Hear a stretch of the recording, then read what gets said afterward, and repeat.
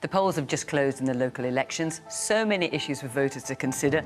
The cost of living, knife crime, perhaps, as we saw so horrifically on the streets of London this week. Do our politicians have any of the answers? Tonight, we're in the very new town of Northstowe, just north of Cambridge. This university city is an academic and economic powerhouse, contributing more to the UK economy than the Premier League. Now, I don't know what football teams our audience here support, but as always, they are a broad reflection of the electoral picture across the country. Welcome to Question Time.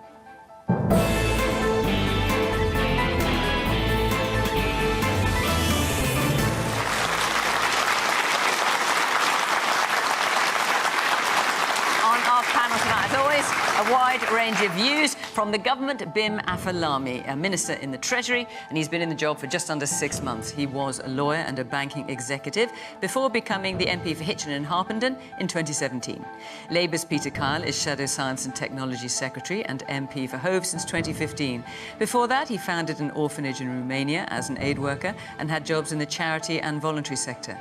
Kirsty Blackman is an SNP frontbencher who was deputy leader of the party at Westminster until 2022. She's devoted nearly all of her working life to Scottish independence, having been a councillor for 8 years before becoming MP for Aberdeen North, also in 2015.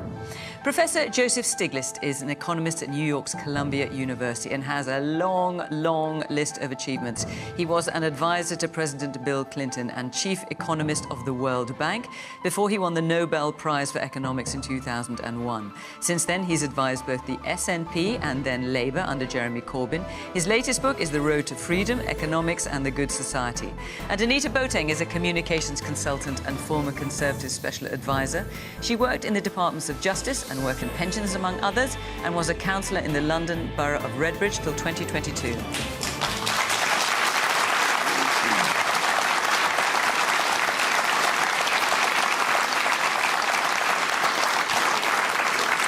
Good evening. Welcome to our panellists. Welcome to our audience here in Northstowe. Great to see you. Welcome to you at home. You can catch up with the programme in all sorts of ways on iPlayer, on BBC Sounds. There's always a debate going on social media as well. And I just want to say that last week we got through 3 questions. My mission tonight is to get through more. So I'm going to ask you all, fascinating though your answers will be, of course, to be reasonably brief, because I want to get the audience in as much as possible. So to that end, let's have our first question, which is from Russell Schofield. What steps should be taken over the course of the next Parliament to alleviate the cost of living crisis? Right, well, it's not every week we have a Nobel Prize-winning economist on the programme. So, Joseph, I'm going to come to you first. What steps to alleviate the cost of living crisis? A great question. And the way to begin answering is to think a little bit about the source of that inflation.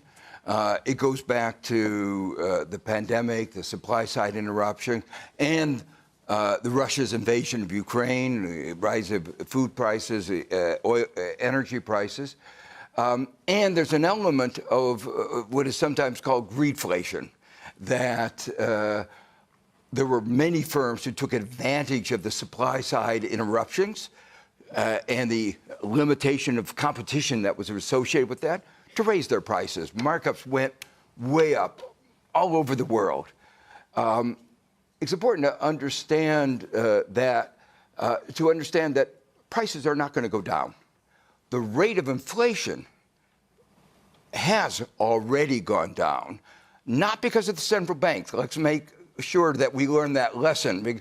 Central banks are celebrating a victory, but it's not because of them. It was because the market responded to the interruptions, the demand shifts, the supply shortages, and they have over time become alleviated, not totally eliminated, and prices up.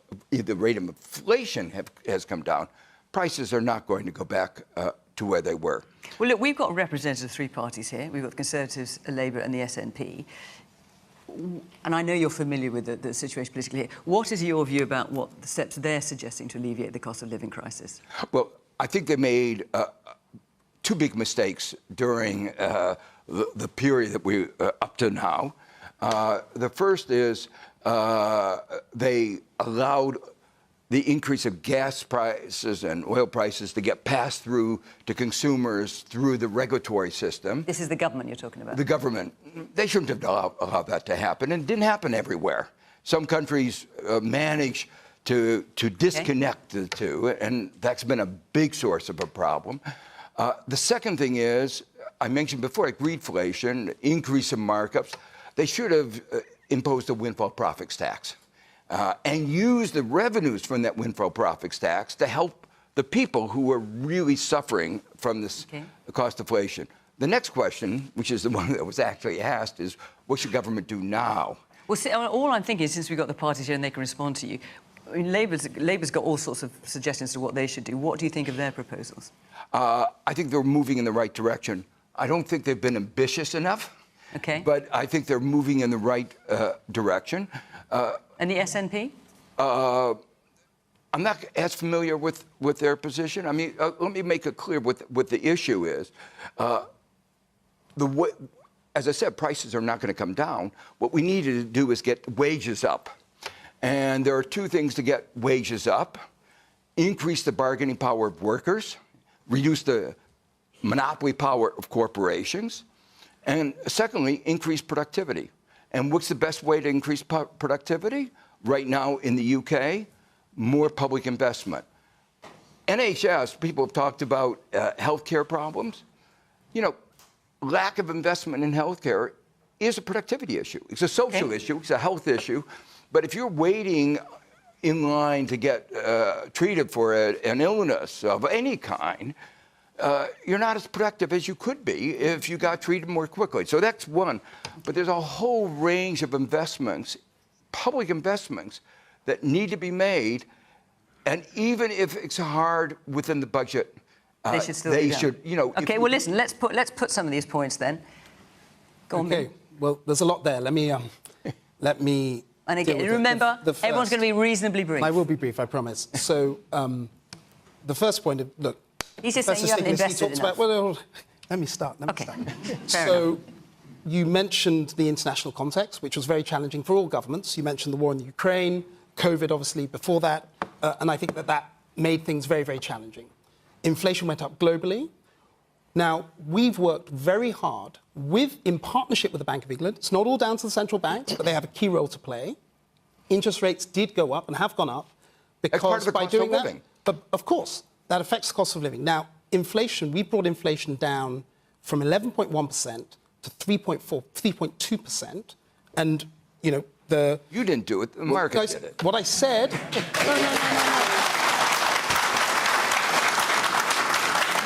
What I started by saying was we're working in partnership with the Bank of England. It's not entirely The any one actor. No, but look, let me move forward. One of the things. How many homeowners are there here? Look, one of the things that makes it harder for inflation to stay down over time is if you increase your debt burden.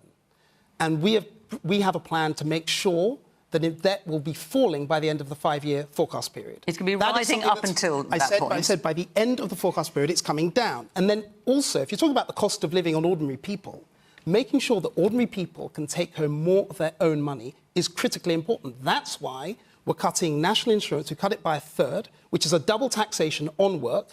We've cut that by a third in the last two fiscal events, the budget and the autumn statement. Why does that matter? It's not just more money in ordinary people's pockets. That's about £900 off for an average worker. But critically, it increases the labour supply because what we're actually doing is that means you get more hours, more people into work. That helps grow the economy over the long term. As you know, the tax burden is the highest it's been for 70 years, but I'm sure you're obviously familiar with that.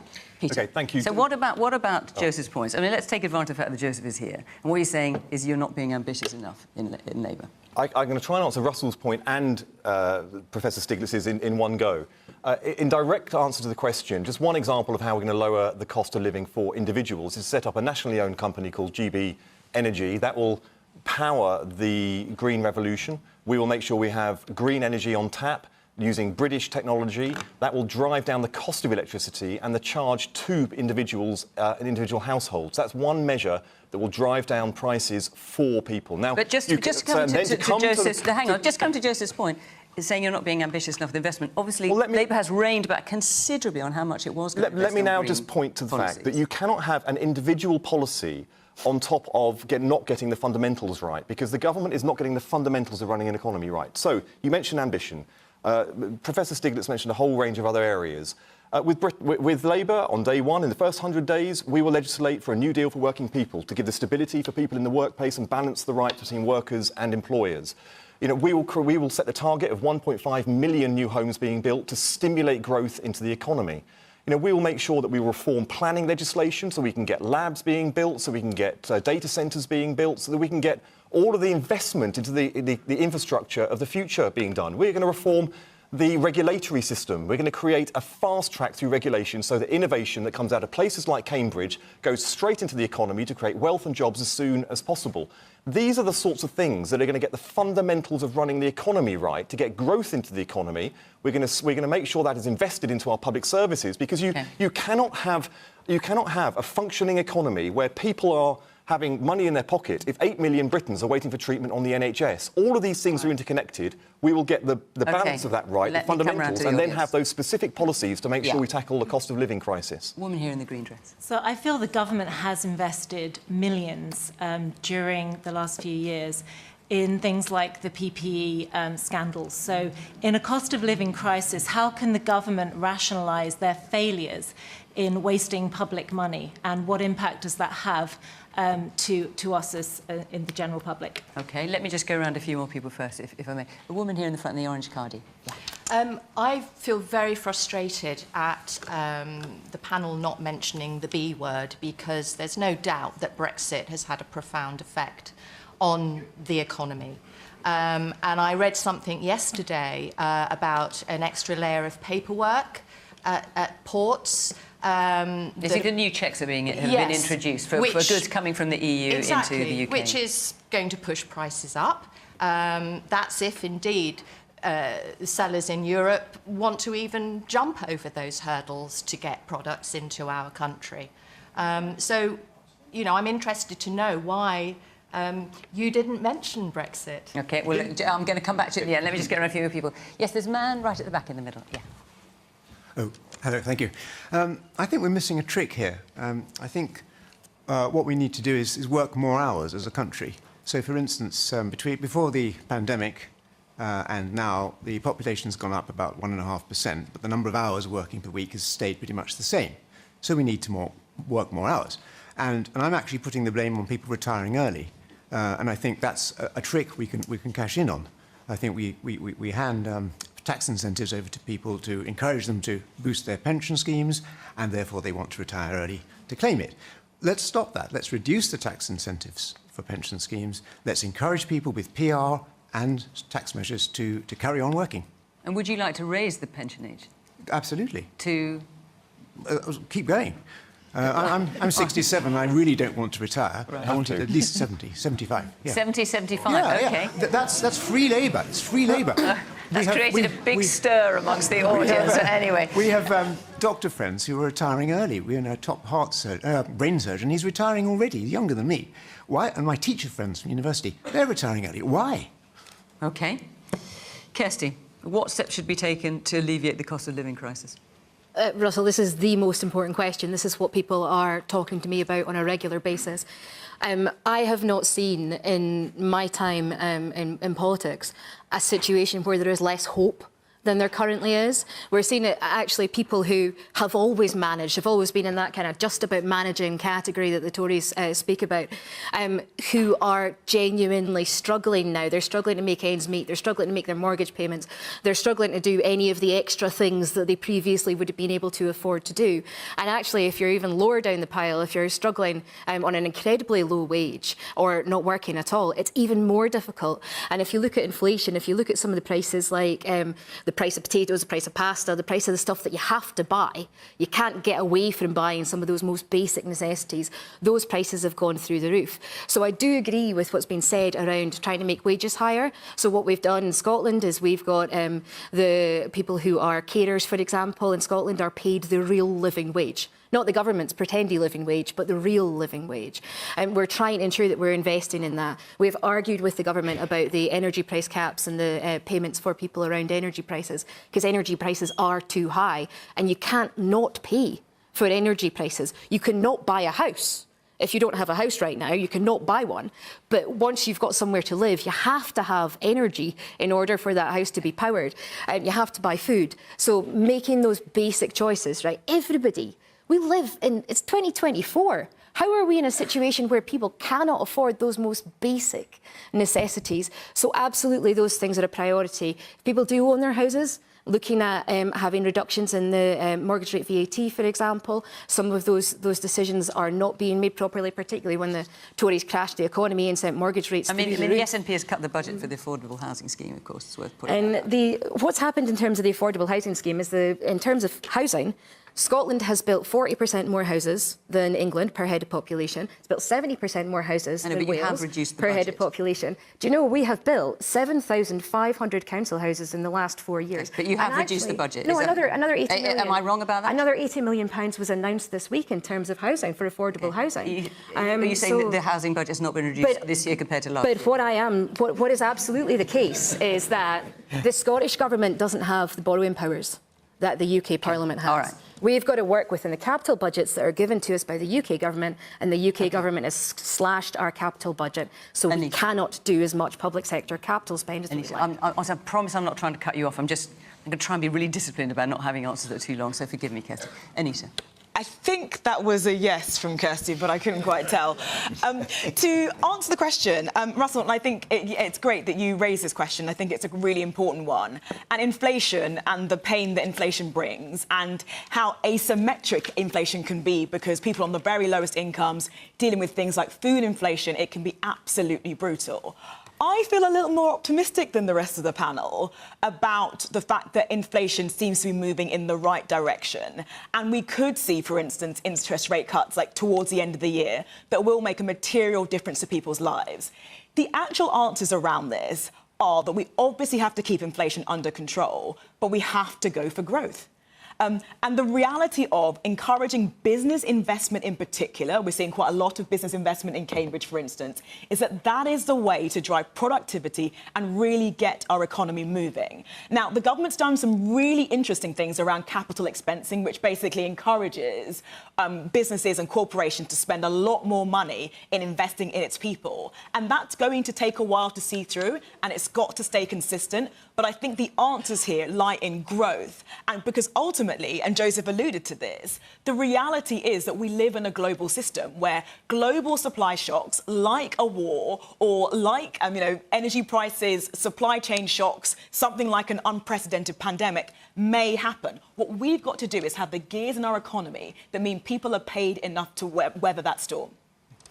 Joseph, can I come back to you and just ask, what you think of what you've heard? And also there are a couple of points made there. You mentioned Brexit and the effect on the economy, and you were talking about government wasting money on things like PPE, which hasn't been used, that kind of thing. So what do you think of what you've heard? So the most important aspect of this is, yes, we need more investment. And part of the issue here and the differences is what kind of investment. One part of the investment, I think everybody should agree on, is investment in the public health system. NHS is really a jewel that UK has. I wish we had.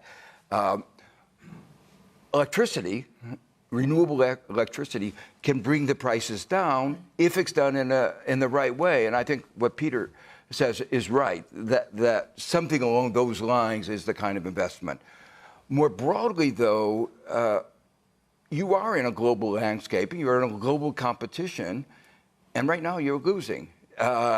Cambridge is a real source of innovation. I spent several years at Cambridge. It's a great place and a great source of innovation, but it needs more support. And if you ask, what is the strength of the United States? Is it the private sector? No, the real strength of and I mean, it's partly the private sector, but what has created the big tech giants that are so good at tax avoidance is that our technology, our great universities, none of which are for-profit, they're all private, our endowments or foundations or state universities like University of California, Berkeley, they've created in Silicon Valley and elsewhere a kind of bubble that we've been able to channel. And I think that's the kind of investment that you need. We're spending over $1 trillion in green investments, in support for green investment. That's a lot of money, even for the United States. Even for the United States.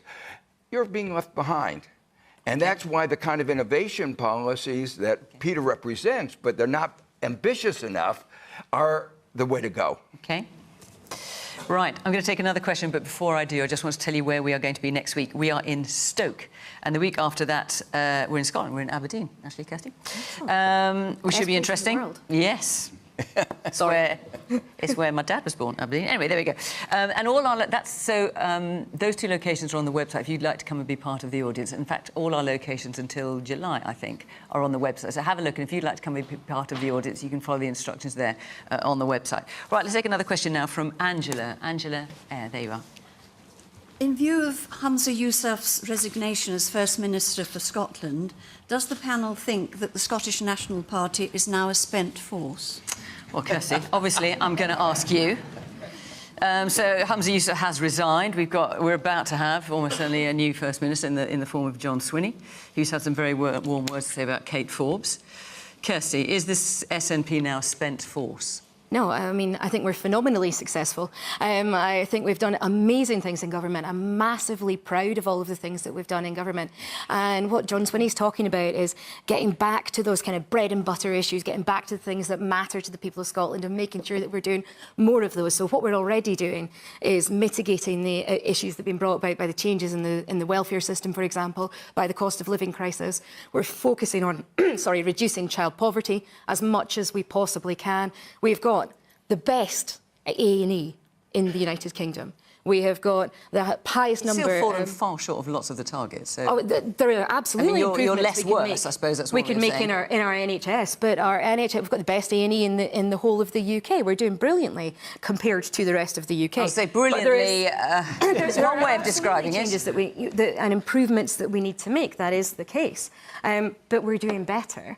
We're doing brilliantly in terms of school leavers going to positive destinations. So 95% of kids leaving school are going on to a positive destination. That's wonderful. We've got massive increases in the number of children from deprived areas going to university.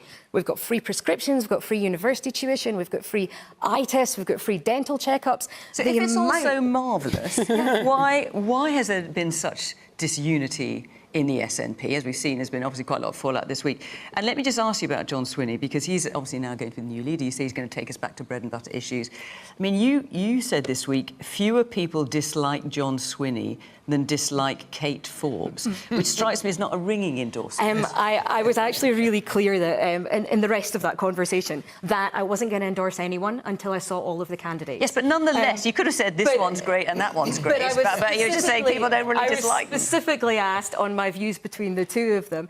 But you know, we've got lots of really, really talented politicians in Scotland. We've got lots of people who are making real change and putting the people of Scotland first in the decision-making processes. And both John and Kate are of that mould. Both of them are incredibly in favour of Scottish independence and will work very, very hard so that we can have that fairer, socially just Scotland that we want. Peter, does the panel think the Scottish National Party is now a spent force? Well, that's for the decision for the Scottish people to decide at the next election. What I'll say is there's nothing inevitable about victory or defeat for a political party. And what I've learned through the ups and downs of the Labour Party and what I've seen when Keir Starmer became leader and set about fixing our party and making us fit for service as we are today, is that you need a party that has a very clear vision, strong leadership, and you can all come around together under that leadership. When you see parties that descend into factionalism, when you see parties that descend into constitutional issues at the expense of actually what will fix the challenges that everyday people face and the whole economy face, then you see a political party, particularly when it is in government, descend into the kind of chaos that you see at the moment. And I really pity people in Scotland at the moment because they are being failed by two governments. The one here in the UK, in Westminster, which has fallen into exactly the same trap of factionalism and being obsessed with constitutional issues at the expense of actually delivering the things that will make people's lives better, and in Scotland, where the SNP is doing exactly the same. From where I sit, there are so many similarities between the way the Tory party is acting and the way that the SNP is acting that I know they see themselves as being an anti-Tory party, but why do they seem to mimic every single mistake that the Tory party faces. All right. Let's hear. Okay.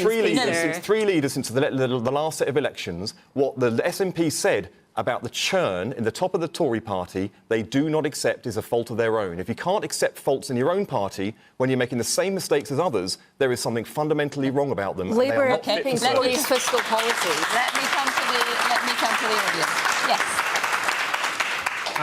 I'd just like to say, I mean, I think over the past 6 months, the SNP have really actually shown up the rest of the UK political parties when it comes to the current genocide in Gaza. They are the only party, and the Green Party actually, but really that have done more than anyone else to show a willing commitment to the upholding of international law and holding human rights violations to account, and the suspension of arms sales to Israel, which is a critical issue. This is a genocide.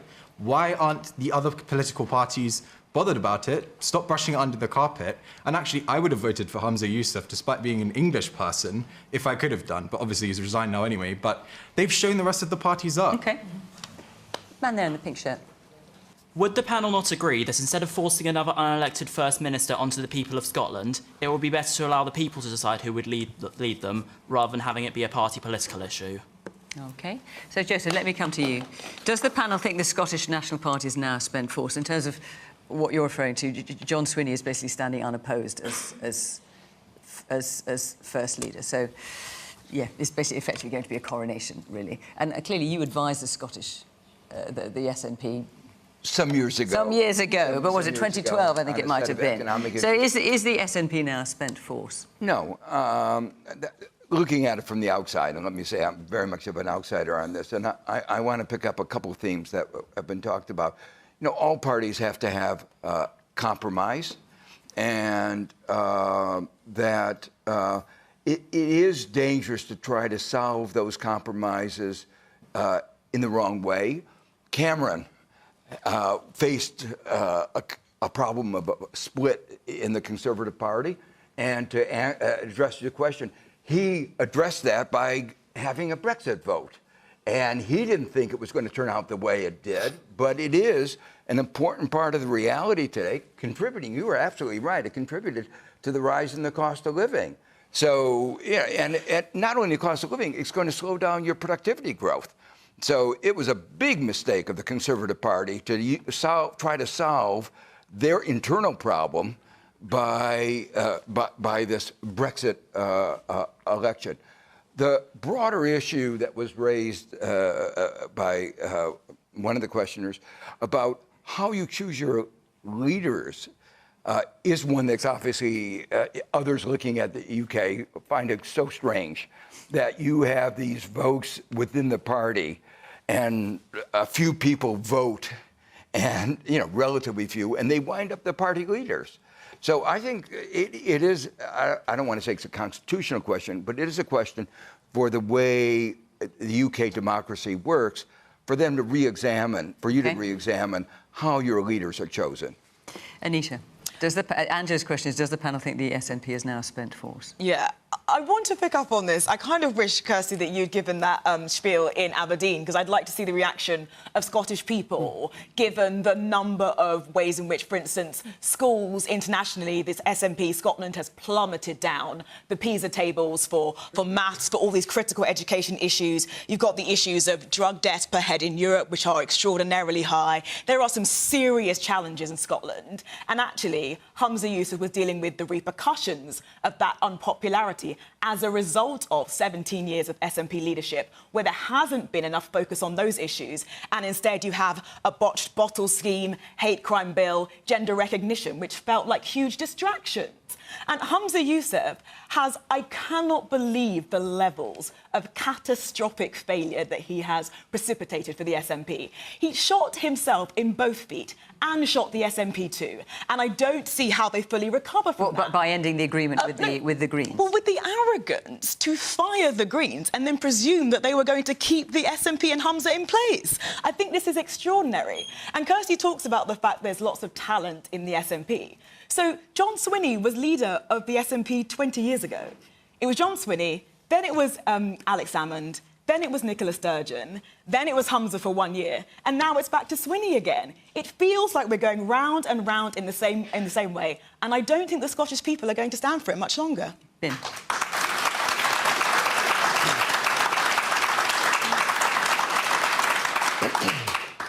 I think that political parties have their problems from time to time. The core... You don't say. The core problem with the SNP is that they have been focused on obsession with independence. And that obsession has meant they have neglected every other issue. Some of the things that Kirsty was saying, oh, well, we've got free tuition or free prescriptions. They are choices made by the SNP government that they're only able to make because the UK government's budget. That's the allocation. She mentioned, oh, well, they've got wonderful results in NHS. Drug deaths, as Anita was saying, are the highest in Europe. That is a massive public sector issue. We don't have control of drugs policy. Well, no, but the point is, public health is absolutely core. And the point I'm trying to make, the fundamental, because it's reserved. It's at Westminster. You're able to raise taxes if you want to raise revenue. You're able to do that. In fact, you've done it. You've already done it. You could do it more if you wanted to raise more revenue. The point I'm trying to make is this: fundamentally, if you were obsessed with a constitutional issue where you lost a referendum, like Brexit, that you lost a referendum. You lost the referendum. Instead of then saying, right, we lost the referendum, let's focus on governing Scotland, they decided to continue obsessing about independence, and that is why you're in the problem you're in today. Kirsty, do you want to briefly answer that before I move on? I mean, we don't have control of all of the things that we'd like to have control of. We don't have control of the full benefit system. We don't have control of universal credit, for example. We don't have control of things like the personal allowance and tax. We don't have control of our own... We don't have control of the personal allowance and tax. But you could raise tax or if you wish to. Well, we've changed tax, actually. We've got a much more progressive tax system in Scotland. So not of the personal allowance. OK. There's two different things we're talking about here. The majority of taxpayers in Scotland pay less than they would if they lived in England. They pay less on personal taxes. They pay significantly less on council tax than they would if they lived in England. They pay less on water. They pay less on a significant number of things because they live in Scotland. Now, we have made those choices, and we've made those choices because of things like the cost of living crisis. We believe that people should have the ability to live on the money that they have, and we are trying to make those changes and those choices in the best interests of the people of Scotland. OK, Kirsty, thank you. Right, let's take another question. So I'm going to try and get 4 in this week. So, Jill Miller. Oh, there you are. This week, yet another child has lost his life to a stabbing attack. As a past youth worker and a mother of 3, I should like to ask what steps should be taken to stop these horrific crimes. Well, Jill, can I ask you, as a youth worker, a past youth worker, as you say, I mean, we've all been absolutely horrified by what has happened this week, and I don't think any of us on the panel need to reiterate that. Let's take that as a given. Do you have any answers to it? Well, I think that certainly since youth work has become a thing of the past, that nobody has got their finger on the pulse of young people anymore. I mean, we've particularly in a new area here where I know youth work is non-existent. Right. OK. Bim, what steps should be taken to stop these horrific crimes? So, as you say, we saw it only this week. Yeah, and look, I agree. It's appalling and horrific. 2 key things, I think. The first is we need to toughen up the laws on those involved with knife crime and carrying knives. What you mean? Just give them longer sentences? Hold on. Well, is that what you mean? Yes, increase longer sentences and increase enforcement. That's what we've been working to do. But also what we've got to do is we have to work with communities, work on grassroots level, support third sector organisations. That's what we've done. We've increased the support to do that. There's also a health element to it as well. Stabbing wounds in hospital, terrible a statistic that is significantly down about a quarter over the last few years. That's not down by enough. And I'm not saying now it's been we're where we need to be. We need to continue working much, much harder. But broadly, I take that balanced approach, which is tougher sentences, but also working with communities, making sure we identify these problems before they arise. So when you say working with communities, with the National Youth Agency, for example, which is the national body for youth work in England, says that youth services have been cut by 73% since the Conservatives came into government. And they think, their view, is that there's a link between reduced funding and an increase in knife crime. Well, those youth services that we refer to are ones that are across the board. When it's what I was talking about, a specific... That's a big reduction. Well, no, I accept that. But specifically working with charities that reduce knife crime in particular in urban centres where most of this crime tends to come, that's the increased support that we've been doing. But of course, we need to double down that support and work with those communities. But as I say, it's important we also do what we're doing in the new criminal justice bill, which is toughen up the sentences as well. Because we do need both. Is it too easy, Peter, to get hold of knives? I mean, as I'm sure all journalists have been looking at this story this week, you've been, going online, seeing how easy it is to get a sword, a knife. Yeah, I mean, horrifying knives. Is it just too easy to get them? And is there anything government can actually do to make it harder? It is too easy. There are new forms of knives coming on to the market and being sold that we need to tackle. Now, it's frustrating for me to hear some of this stuff from BIM because the Labour Party has offered support for government for a couple of years now to rush legislation through that would tackle some of the knives that are making its way onto the market, but it's not come forward. And when it has come forward, it's come forward so late that some of these crimes are unfolding already. And what kind of legislation do you mean? Well, so to outline some of the particular types of blades which are being used now, marketed, we need to outlaw them and stiffen the sentences for it. I mean, BIM said it. We're doing it right now. I know. But we offered to do this 2 years ago. We had 2 years of wasted time before this making it onto the statute books. But to Jill's point completely, we want to use the money that we're going to get from tackling inefficiencies in the procurement system within law enforcement to extend youth work into those places where young people need support when they're first experiencing challenges in their life. So we want to put youth workers in A&E, for example. We'll hire an extra 13,000 police officers and PCHO officers so that community policing can be returned to the places where young people hang out, and they need to make sure that they have the access and that the police services can link with youth workers so that you can return that support network into the communities that need it. We will also do something else because we need to rethink the youth experience that people have in modern life. We want to create a new offence for the exploitation, child criminal exploitation. Increasingly, we see criminals who are using children as part of their criminal endeavour. We see it in county lines drug operations. We see it in people smuggling. We see it in all sorts of different criminal activity because it is easier for criminals to use children than it is to use guns because they get a lesser sentence for it. We will level that up. If you use children as part of your criminal endeavour, you will go to prison for 10 years. That's under Labour. We put it forward as an amendment. The Conservatives voted against it. These are the sorts of measures that will bring in stiff sentences, protect children for the modern era, and then don't get me started on social media because we want to tackle that as well. Can I just, a number of you got your hands up, and thank you, I'm going to try and come to you. Can I just ask, have we got any police officers in the audience? OK. Can I ask you, I'm sure you must have a view, but I don't know if you're happy to share it, what your view is on what more could be done to try and reduce knife crime? I think it's a society issue because no matter if you stiffen the sentences, these kids are still going to be scared, carry knives. I see it all the time. So I don't think it's a policing issue. It's definitely like a society issue. Right. OK. Thank you. You had your hand up there in the glasses. Yes. You had your hand up. Yeah, I agree with the police officer who just said. I think it's a larger problem that requires a holistic approach where all the parties come together to put investment in all of the different activities, as Peter mentioned and others mentioned, to bring together the power of government. If we think this is a serious enough problem, like the pandemic, we should attack it as such. OK. Woman there. Well, yes, you as well, and then I'll come to you further back. Yes.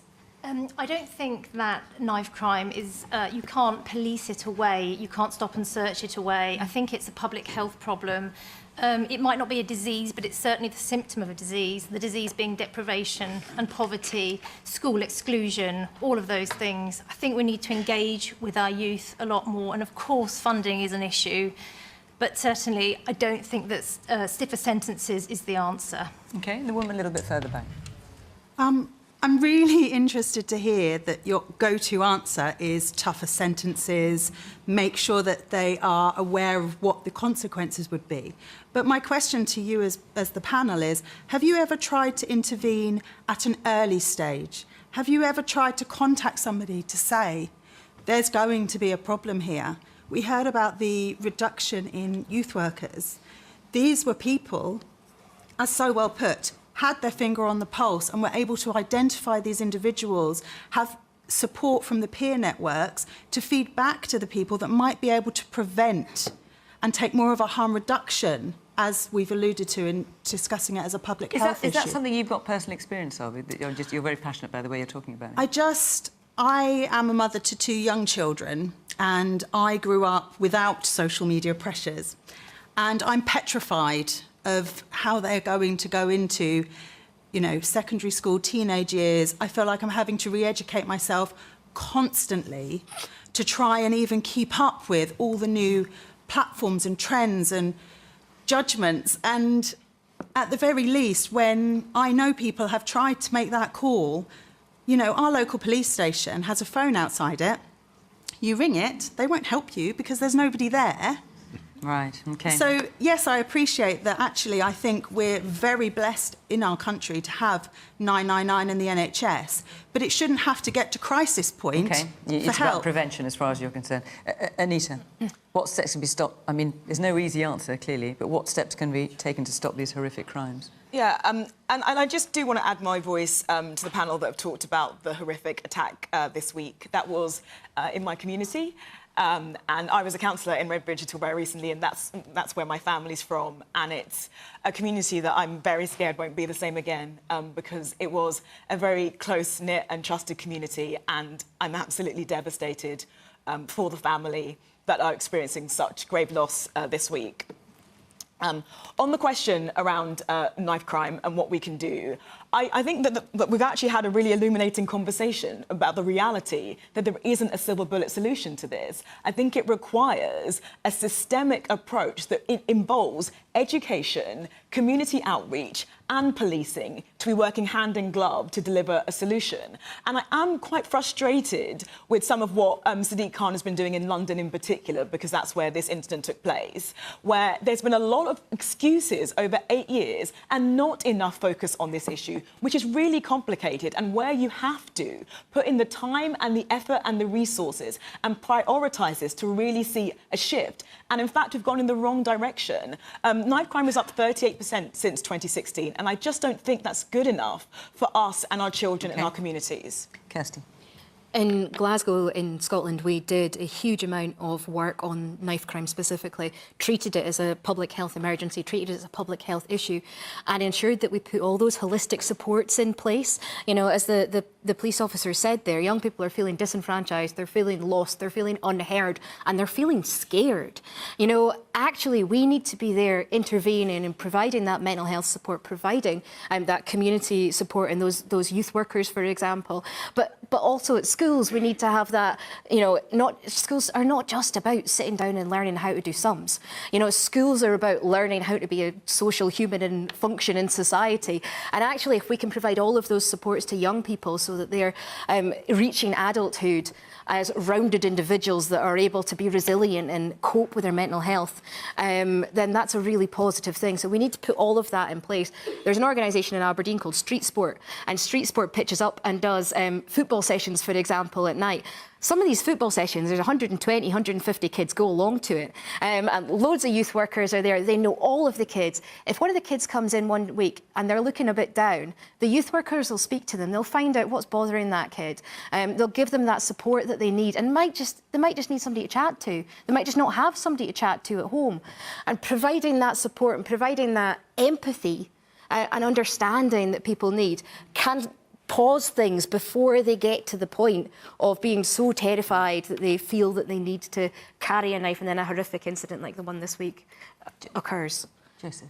So, I find all of this discussion very interesting.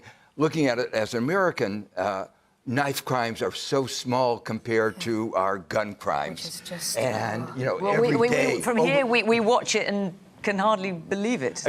I can't believe it either. And The Republican Party, it's part of their platform that everybody should have access to guns, AK-47s, so that you can shoot everybody in this room in an instant. I mean, to me, it's outrageous. But some of the discussion here has been, I think, very much to the point.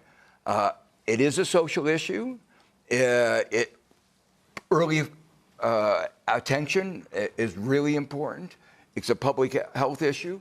But there was one word that I thought that was particularly salient, particularly relevant, and these are public investments, and public investments in the youth of the country, and they're going to bring different.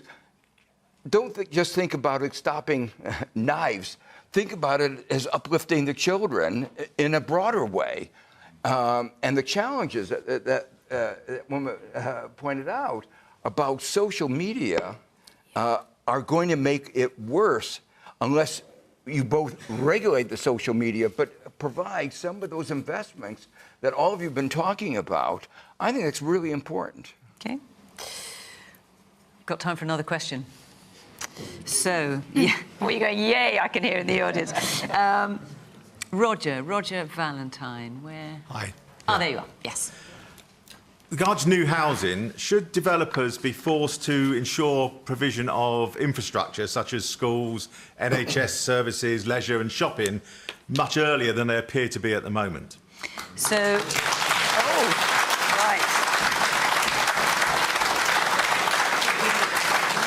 That appears to have touched a nerve here in Northstowe. For those of you watching home, you may not be aware that Northstowe is a very new town, isn't it?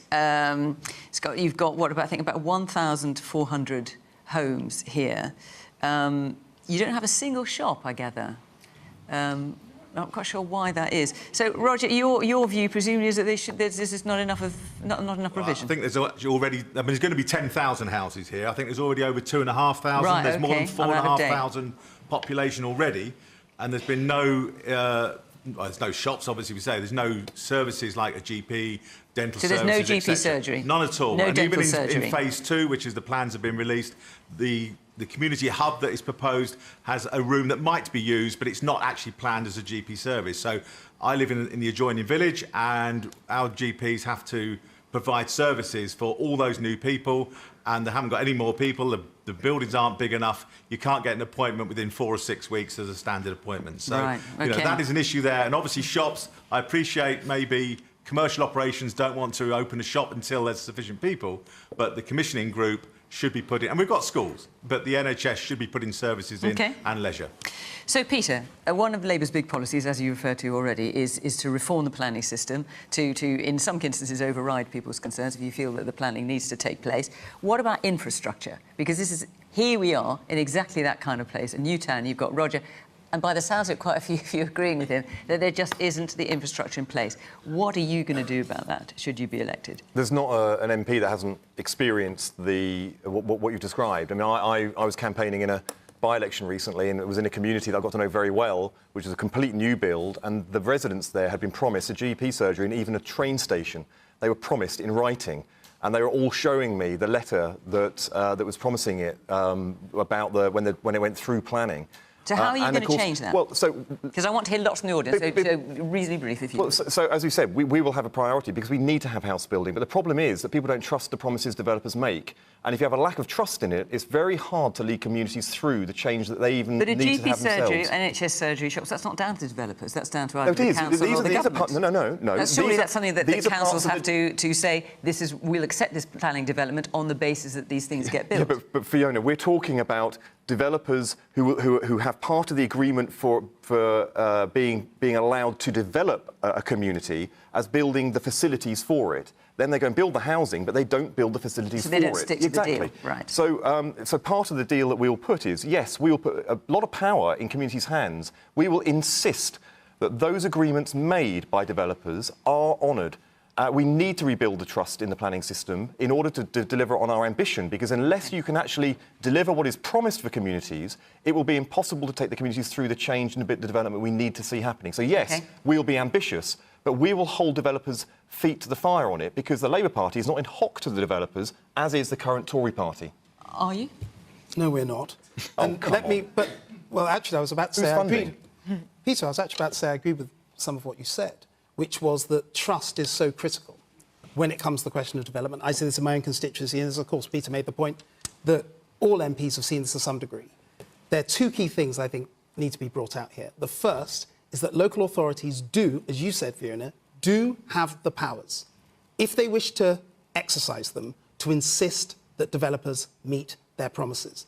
And in some areas they do that well, and in other areas they do it poorly. That's the first point. And local, we have local communities and vote for local councils and local councillors, and central government does other things as well. It's not right that absolutely every decision is made by central government. It's important that local people and local councils do have powers, and those come with responsibilities. That's the first point. And secondly, one thing that we've been doing over recent years, and we're stepping up this effort, is to make sure that the money for infrastructure comes in earlier in the process. Because in the past, the money did come, but it came way later down the line after the communities were much bigger, when they had several thousand houses. That's work that we've been doing, but there's more to do. But also, we do have to hold local councils and local councillors to account. It's not always central government's ability in order to do that. Man here in the glasses.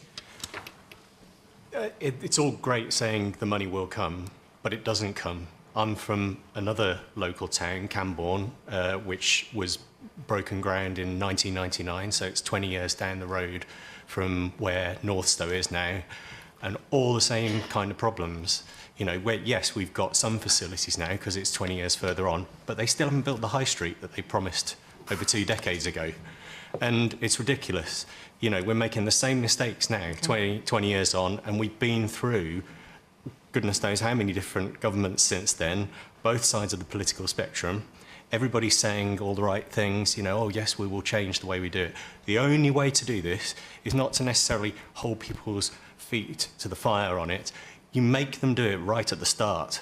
Okay. And you make them put those services in when they first break ground. Otherwise, it will never happen, because we've been told now in Cambourne, unless this high street, makes money, we're not going to build it. It's so much more than that. We've heard all about how it's essential to the local community and to the youth to have all of these facilities there. Yeah. I hear your point. Thank you. Yes. As a young person, I do find it really... I love the fact you've introduced yourself as a young person. I find it really frustrating. I live in a village near Northstowe, and there is nothing to do here. There is nothing. We go to Cambridge, which is better, but there's nothing to do in the high streets, and there's no facilities for young people. I haven't heard anything, like the politicians here haven't said anything to me about what they're going to do specifically for young people to give us stuff to do, because going back to the last question, this is one of the problems, and this is why we have these really antisocial things happening. It's because we have nothing to do. OK. Anita, you're going to have to be reasonably brief because we're running out of time. Yeah, I think that's a really good point. And when you combine that with that's why you have more young people on social media for longer. So I think there's a really critical point here. Look, let's step back.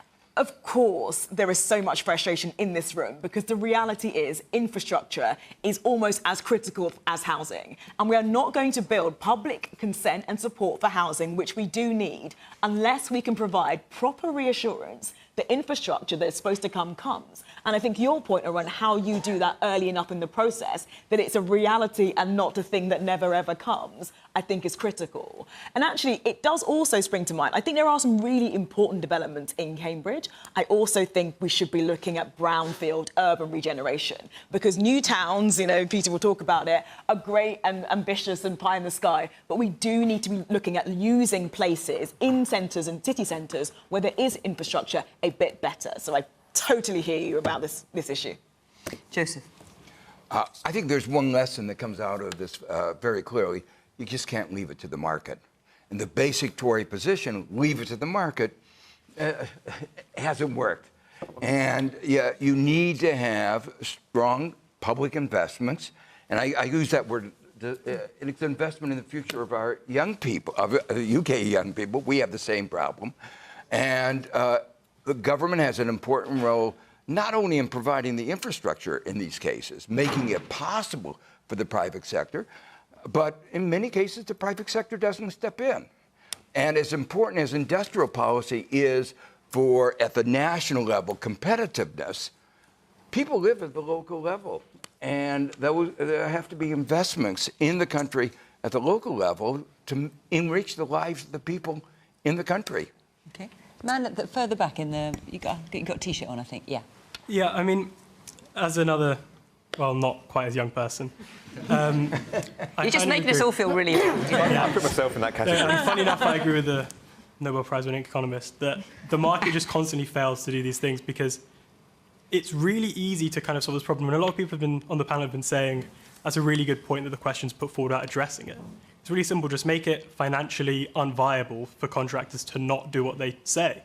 You can tax them. You can do whatever you want to them as long as they do what they say.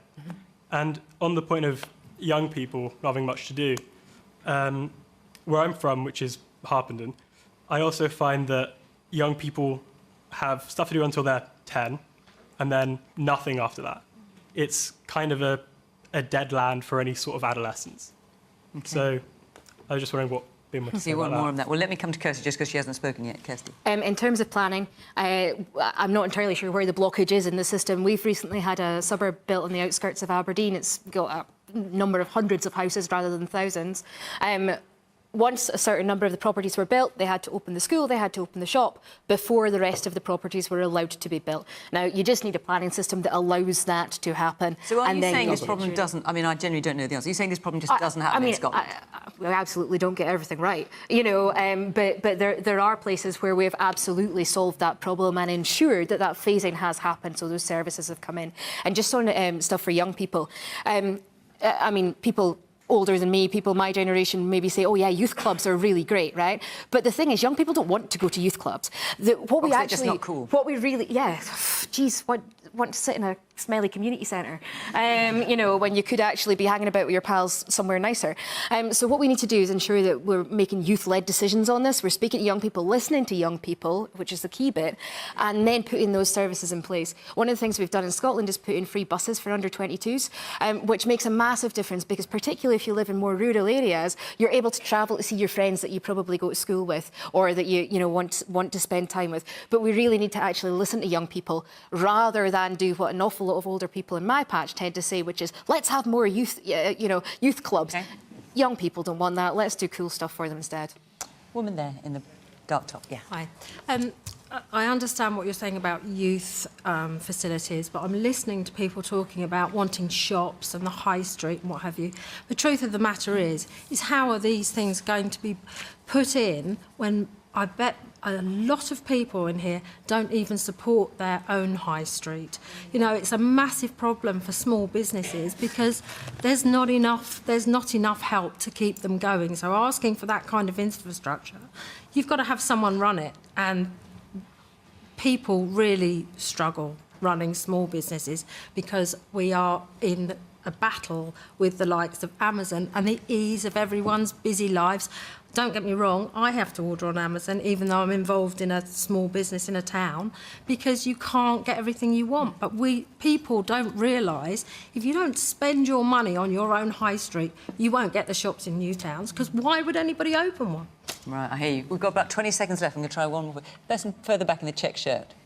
Hi. I think there should be more power given to local governments.